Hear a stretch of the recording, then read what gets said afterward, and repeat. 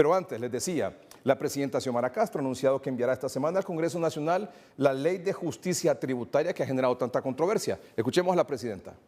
Para poner fin a la corrupción y a los abusos de los regímenes de exoneraciones y exenciones e instaurar un sistema progresivo y justo, hemos propuesto la Ley de Justicia Tributaria, que ya ha sido socializada con diversos sectores de la sociedad y de nuestro país y que estaré enviando al Congreso Nacional una vez aprobada por el Consejo de Ministros para su debate y aprobación. Esta noche aquí con nosotros en el estudio el licenciado Julio Raudales, rector de la Universidad José Cecilio del Valle, expresidente del Colegio de Economistas, y además el licenciado Ricardo Matamoros, es el director del Instituto de Investigaciones Económicas y Sociales de la Universidad Nacional Autónoma de Honduras. Licenciado Raudales, licenciado Matamoros, muchas gracias por estar aquí. Muy buenas noches a todo el auditorio de este tan gustado programa de los domingos. Edgardo, es un gusto estar con ustedes compartiendo en este set. Licenciado Matamoros. Muchas gracias, Edgardo, por la invitación para compartir con todo su público. Un privilegio estar aquí con mi colega y amigo Julio. Muy bien, excelente. Bueno, ya escucharon ustedes a la presidenta. Para poner fin a las exoneraciones y a las exenciones. Su comentario. Bueno, mire, yo creo que nadie que tenga una mínima conciencia social, Edgardo, puede estar en contra de que los sistemas tributarios sean progresivos, que sean justos. Creo que ese es un anhelo de todos los hondureños y no es un anhelo nuevo, es un anhelo antiguo ya en el país. ¿Por qué? Porque en efecto en Honduras han habido muchos abusos en el sistema tributario. Tenemos un sistema tributario en el cual el gobierno hace acopio de una gran cantidad de impuestos y la mayoría de esos impuestos los paga no la gente que tiene más ingresos, sino la gente que tiene menos ingresos. Eso es una verdad irrefutable, está demostrada. Han habido estudios de la CEPAL, han habido estudios del BID que lo demuestran, pero creo que es importante que entendamos que para tener un sistema tributario justo es necesario un diálogo. Y esto es algo que habíamos venido trabajando durante muchos años ya.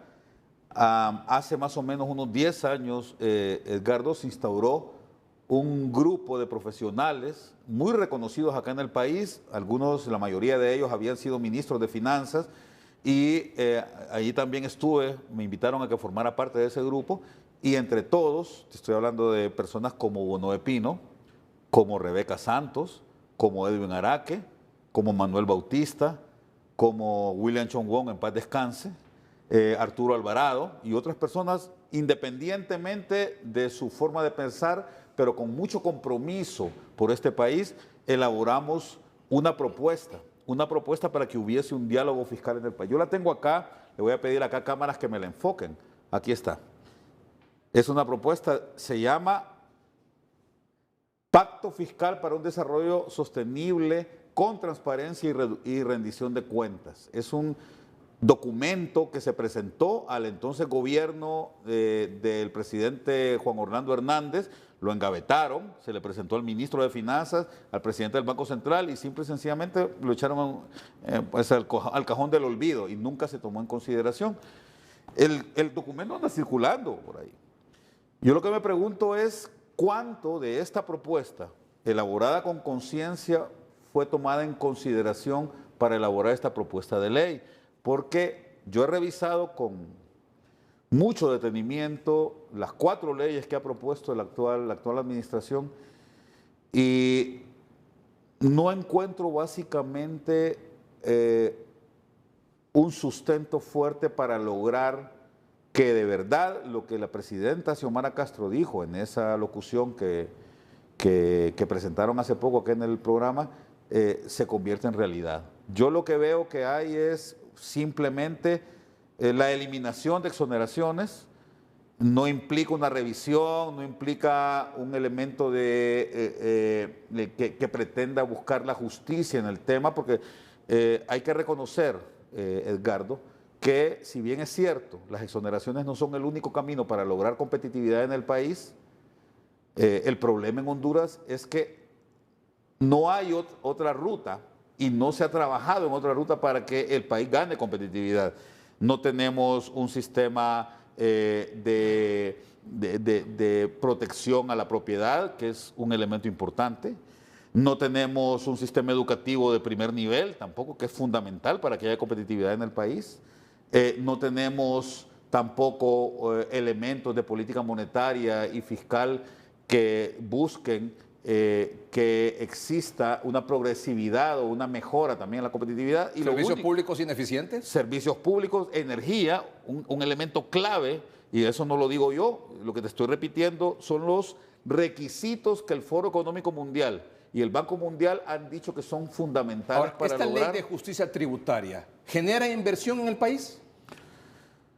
Es evidente que si se aplica esta ley, lo que va a suceder más bien es que va a haber una corrida de inversiones. Y yo, Un momentito, licenciado Matamoros, por favor. ¿Usted comparte esa versión? Sí, y de hecho lo que estaba comentando Julio respecto a ese sentir de la ciudadanía está sustentado en investigaciones científicas que nosotros hemos realizado en términos de competitividad y de las decisiones y de las políticas que tienen que tomar para generar crecimiento económico, generación de empleo y la tan ansiada reducción de la pobreza. ¿Cuál es su preocupación luego de haber hecho diferentes estudios, diferentes comparecencias en el caso de este Instituto de Investigaciones Económicas y Sociales que usted dirige, licenciado Matamoros, con respecto a esta ley de justicia tributaria? ¿Cuál es su principal preocupación? La preocupación es que diría dos, ¿verdad? Para no dejar una importante por fuera. La primera es que sí existe evidencia que necesitamos una reforma tributaria en Honduras, pero esa reforma debe ser una reforma de tipo integral, ¿no? Y esta reforma en particular no lo es muy específica. No estamos en realidad cambiando todo nuestro sistema tributario hacia un sistema tributario. ¿Y la segunda? La segunda es que el público en general, toda la hondureña debe entender que la política tributaria, o sea, cobrar impuestos, forma parte de lo que se llama política económica. Buena política económica hace y genera crecimiento económico, empleo, todo lo que hemos dicho. Necesitamos.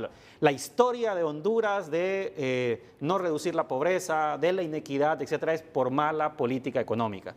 Entonces el tema es que hacer una reforma tributaria como esta, la preocupación es que no estamos viendo la coordinación de toda la política económica. Se está diciendo que el propósito es generar inversión, atraer nuevas inversiones, generar crecimiento económico y generar empleo. Pero cuando uno lo analiza en el combo, el kit de toda la política económica, uno dice, no hay por dónde. Creo que lo corté cuando usted iba a decir, no genera inversión, sino que por el contrario, ahuyenta la inversión. ¿Esta ley ahuyenta la inversión tal y como está? Así como está, es muy difícil que el país gane competitividad. Y voy a subrayar, Edgardo, lo que dije anteriormente, porque no se cumplen tampoco los otros requisitos. O sea, un país... Ojo, pero al momento de que usted está diciendo eso, que no atrae la inversión, sino que ahuyenta la inversión. El licenciado Matamoros dice que esto se necesita algo más integral y no tan focalizado. He escuchado algunas versiones de funcionarios de gobierno decir que quienes se oponen a estas reformas estructurales de parte del gobierno están conspirando y están boicoteando al gobierno. ¿Ustedes se consideran parte de eso? Edgardo, yo soy un profesor universitario. No tengo ningún vínculo ni con el sector empresarial, ni con los maquiladores, ni con nadie. Yo lo único que hago es observar la realidad y tratar de entenderla para saber cuál es la mejor forma en que el gobierno podría actuar o en que las autoridades, mejor dicho, en general, podrían actuar para lograr la ansiada reducción de la pobreza, que solo se genera cuando hay crecimiento económico de base amplia, cuando tenemos reglas, leyes que generan crecimiento para las personas más pobres.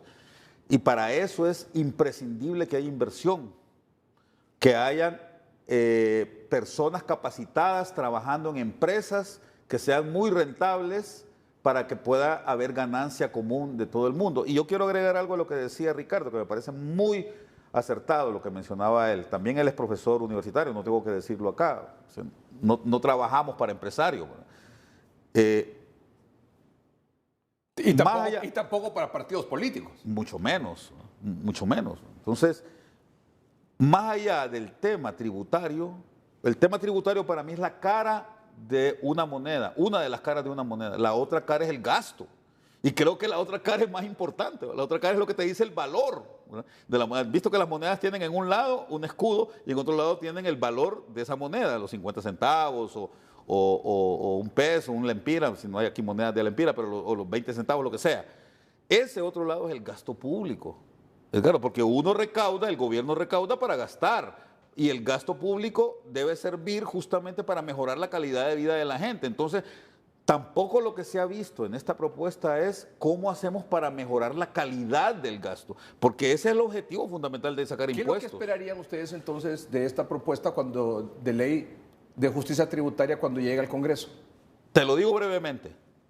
Uno, un consenso, porque las políticas para que sean exitosas tienen que ser consensuadas, discutidas ampliamente con los agentes económicos. Y dos, una política tributaria que sea eficiente, que sea progresiva en efecto, ¿verdad?, en donde todos paguemos y paguemos conforme a nuestros ingresos. Y el tres, que ese dinero que se recaude sea invertido de forma adecuada para que le llegue ese dinero a las personas que más lo necesitan. Por nuestra parte, nosotros hemos estado diciendo desde hace varias semanas que esperaríamos tal vez que esta semana que sí llegue, por ejemplo, al Congreso y al Consejo de Ministros, este proyecto de ley esté acompañado de los estudios que se hicieron para poder entender cuál va a ser el impacto.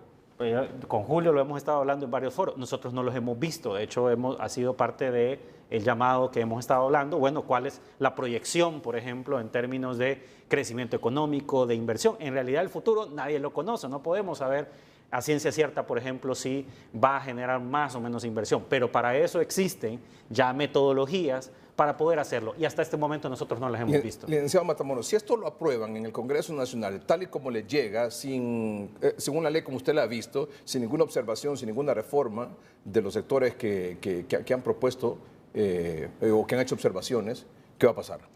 Corremos el riesgo de continuar de la misma manera, lo mismo que mencionó, por ejemplo, Julio. ¿Qué va a pasar? Tenemos un problema ahorita con la política de gasto. Lo que va a pasar es que muy probablemente los objetivos que está diciendo la ley, que busca, que es generar más inversión, que es generar más empleo, no necesariamente se van a cumplir. Entonces tendríamos una ley que no cumpla con su objetivo. Sobre ese tema, el presidente del Consejo Hondureño de la Empresa Privada, Mateo Gibrín, decía lo siguiente a través de sus redes sociales recientemente. Si lo ponemos, por favor. Y también el presidente de la Cámara de Comercio e Industrias de Cortés, don Eduardo Facusé. Don Mateo Gibrín es el presidente del Consejo Hondureño de la Empresa Privada. La propuesta de reforma fiscal presentada por el gobierno hondureño es un ataque directo al empleo en nuestro país y a la inversión. Reitero mi mensaje a los funcionarios que nos visitaron. Aplaudimos que se detengan los abusos, pero rechazamos que se haga a través de la destrucción del clima de negocios. No necesitan nuevas leyes para parar los abusos. ¿Un comentario? Hacer cumplir las leyes. Eso es lo que se requiere aquí. Porque... O sea, si se va a parar un abuso de exoneraciones, de exenciones, entonces apliquémosle la ley al que abusa de eso. Porque es que yo no creo que la ley diga que simplemente no hay que cobrar impuestos. La ley dice a quiénes y para qué no se cobran los impuestos en caso de exoneraciones fiscales. Yo estoy totalmente de acuerdo, ¿verdad? Hay que castigar a aquella persona que abusa, hay que castigar a los políticos, es decir, hay que castigar a las autoridades, tanto de CEFIN como del SAR, que estén beneficiando a cierto grupo de gente con aprovechándose de este tipo de leyes, ¿verdad? Pero lo que creo que sería un pecado capital, Edgardo, por decirlo de alguna forma, es taparle la entrada a cualquier inversión que pueda hacerse aquí en el país, porque no solamente es que venga de afuera, sino que pueda hacerse aquí en el país con una facilidad que no se la da ni un sistema educativo adecuado, ni servicios públicos adecuados, ni la seguridad jurídica y ciudadana adecuada para que haya inversión. Esto no trae inversión, esto no genera empleo. Para nada, y además te voy a decir una cosa más, y con esto agrego algo que mencionaba Ricardo hace poco. El el mismo hecho de eliminar las exoneraciones no implica que van a haber más impuestos, no implica que va a haber más recaudación, porque lo que va a suceder simplemente es que los empresarios no van a invertir. Yo he escuchado a algunos personeros del gobierno diciendo, es que en los últimos 20 años, ¿verdad? O en los últimos 12 años, generalmente se usa más el término los últimos 12 años, se han dejado de pagar, qué sé yo, 200.000 millones de lempiras en impuestos por culpa de las exoneraciones. No, me parece que ese es un razonamiento equívoco, porque simple y sencillo, ellos no pueden saber si hubieran habido inversiones, si no hubiesen habido exoneraciones, ¿te das cuenta? Si no hubieran habido exoneraciones, probablemente no hubieran venido esas empresas y entonces no hubiera recaudado nada.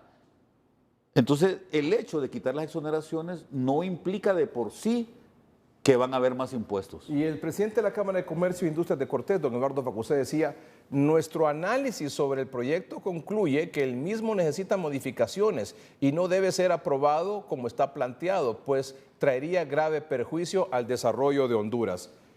Hoy, o este fin de semana, el asesor presidencial, el expresidente Manuel Zelaya Rosales, en un acto político con la base del Libre, decía algo sobre esto. El Congreso no lo ganó Libre. ¿Cómo quieren reformas? ¿Con quién? Que había que darle a Libre todos sus diputados en el Congreso para tener 86 y hacer las reformas constitucionales, las reformas legales y cancelar la mayor parte de las acciones que ahí se mandan. ¿Cuántos diputados tenemos nosotros en el Congreso Nacional? Y medio divididos, ¿va? Ajá, bueno, ¿y cuánto se ocupa si es que ustedes tienen que abrir los ojos, los oídos, la mente, el corazón para saber en qué estamos? ¿Y cuánto se ocupa para aprobar una ley? ¿Cuántos diputados? ¿Y los otros 15 por qué no me los consiguen?